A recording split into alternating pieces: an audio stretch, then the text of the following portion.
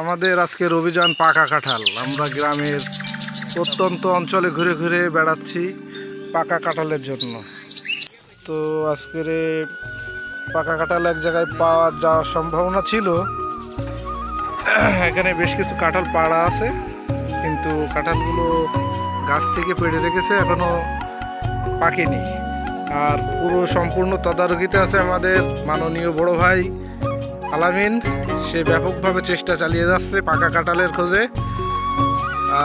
প্রত্যেকটা গাছে প্রত্যেকটা কাঁঠাল সে চেক করে বেড়াচ্ছে একটা পাকা কাঁঠালের সন্ধানে।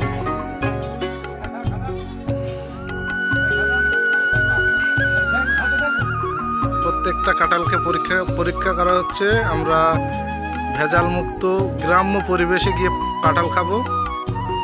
আমাদের অভিযান পাকা কাঁঠাল। গ্রামের প্রত্যন্ত অঞ্চলে গিয়ে গাছ থেকে গাছ পাকা কাঁঠাল খাবো। তো আমরা এখানে পেলাম না, আমরা সামনে আবার যাব, দেখা যাক কোথায় পাওয়া যায় পাকা কাঁঠাল। আমরা আবারও রওনা হলাম পাকা কাঁঠালের খোঁজে।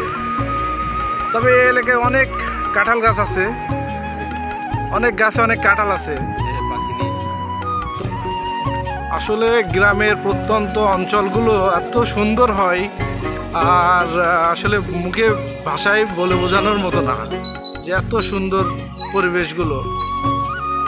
গ্রামের রাস্তাঘাটগুলো, গ্রামের মানুষগুলো একটা ভালো লাগা। আমরা আরও কিছু গাছ পাইছি যেখানে অনেকগুলো কাঁঠাল আছে।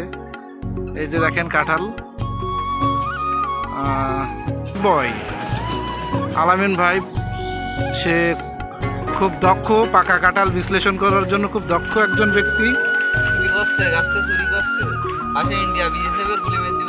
অনেক চেষ্টা, ইনশাল্লাহ আমরা চেষ্টায় সফল হব বলে আশাবাদী।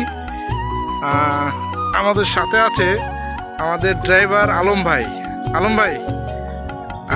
সে কিন্তু অনেক খুব ভালো একটা মানুষ, সাদাসিধে একটা মানুষ। গ্রামের প্রকৃতির সাথে তার সব কিছু মিলে যায়।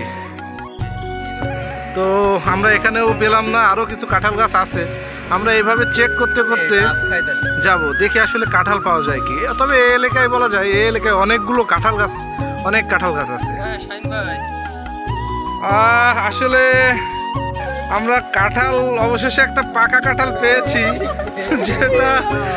যেটা আসলে পাশে একটা কাঁঠালের মুচি দেখা যাচ্ছে। পাশের মুচিটা একটু দেখান।